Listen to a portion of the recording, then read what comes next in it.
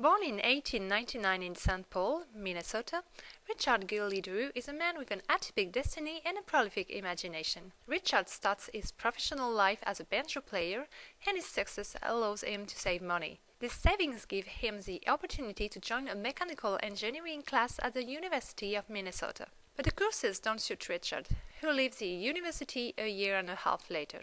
He applies for a job at the Minnesota Mining and Manufacturing Company. Is there 3 M in this name? In his application letter, Drew explains that he has no experience and no degree, but that he is ready to work hard and to do the hard work. This overmotivated young man is engaged by the company and he tests sandpaper for several months. One day, in a garage, he realized that the painters have big issues with the two-tone paint job which is in vogue for the cars at that time. Richard looks into that problem and, in 1925, he creates an easy-to-peel masking tape. The first trial is not an upshot, because the tape comes unstuck during the painting. An angry worker says to Drew, "Take this back to your Scotch bosses and tell them to put more adhesive on it." The word Scotch is here used as a synonymous of cheap, which is not very kind for Scottish people. Another version of the story tells that the painter says, "Where's the Scotch with the adhesive?" Anyway, the word Scotch was used that day. So at this point, you probably understood that Richard Drew was the inventor of the Scotch tape.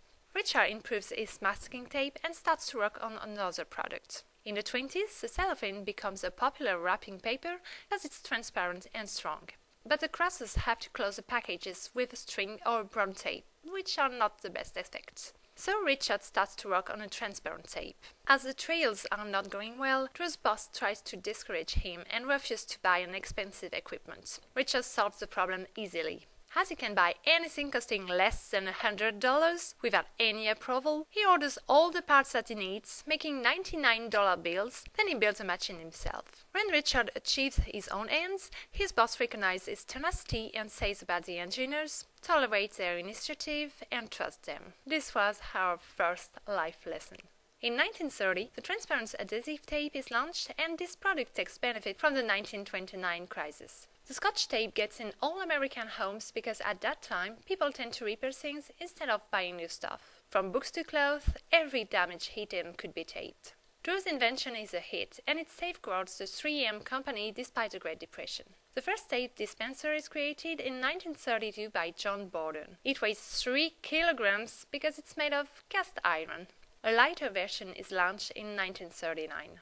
The tartan pattern, red, then green, springs up in 1945. In 1961, the magic transparent tape is put on the market. It never fades and you can ride on it. The Scotch tape went to the moon and to the MoMA in New York in 2004 during the Humble Masterpieces exhibition. Richard is pursuing his career at the 3M company. He applies for 30 patents during his life. One of his bosses said about him, "When people can be themselves, they use their gift and talent to the fullest." This was our second life lesson, and here is a third one from Drew himself. The reward of persistence is internal. The person who is persistent and eventually succeeds is usually only recognized for accomplishing the feat. Seldom does anyone appreciate all that went into making the success a reality.